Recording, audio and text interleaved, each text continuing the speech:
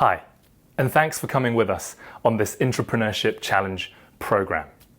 Now, I'm Jamie from Studio Zao, and to quickly recap, this program is a simple, free, and light touch series of 6 intrapreneurship innovation lessons for those who want practical tips, tools, and a pathway for getting started.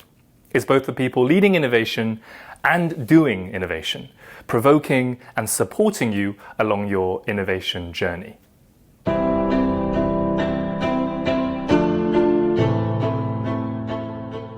We started off the Intrapreneurship Challenge program with lesson number 1 in the previous video.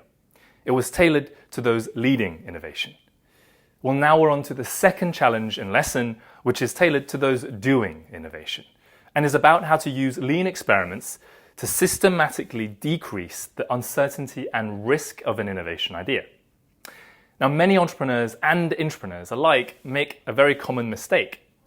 They are so convinced that their idea will work that they don't properly test the assumptions behind their idea and obtain real proof before spending more time, resources, and effort to develop it. This common mistake is one of the key reasons why innovation ideas and startups fail. Lean experiments, however, help you to verify whether those assumptions behind your idea are true or not, and to gather evidence and data to prove or disprove it, while being as low cost and as low effort as possible. As an intrapreneur in a large organization, gathering evidence in this way helps to decrease the risk and uncertainty associated with your idea. There are more lean experiments than you might think. There are simple, low-effort experiments such as customer interviews. Even doing desk research at the start of your project counts as an experiment because it helps you to gather data and information to disprove or prove your idea. And then there are ones that require a little bit more effort, but will also give you a bit more definitive proof. For example, pre-sales campaigns, or crowdfunding campaigns, or creating prototypes. Now, ultimately, experiments help you prove assumptions in 3 areas. The first one is desirability. Do my customers really want to use the service or product or tool that I want to create? Now, you can build landing pages, events, or conduct customer discovery interviews to test desirability.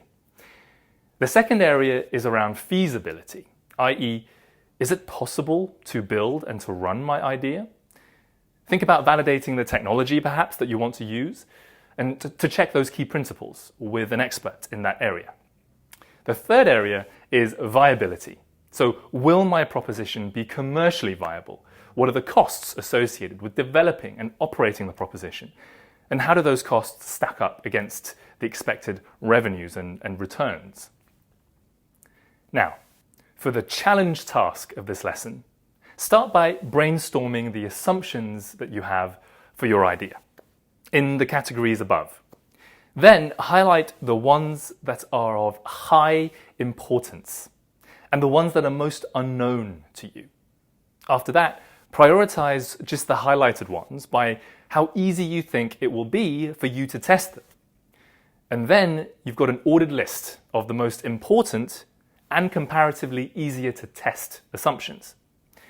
At this point, you can use the experiment plan template that's provided to plan an experiment. Feel free to look at our experiment library and choose whichever experiments you want to run, or you might be able to think up of other ones. While you fill out the experiment plan template, it's really vital that you choose at least one metric and set a threshold for that metric that would indicate success for you. Perhaps you want to measure the number of visitors to your landing page, and if you get at least 100 unique visitors in the first week, you will count that as a success. Now, lastly, remember to list out any resources that you will need, including time, other people's help, and cash. Ideally, you should aim to do several experiments and keep using this template to plan each one as you go. The experiments will build up evidence, which then you can use to win over any stakeholders and build your own confidence in the idea as well. So good luck, and remember, try not to fall in love with any of your first ideas. Be willing to adapt and to iterate based on what you learn through your experiments. Otherwise, I'll see you for challenge number 3 soon, where we will talk about how leaders of innovation can reframe innovation propositions to reveal quick wins. Drop me a line if you have any questions.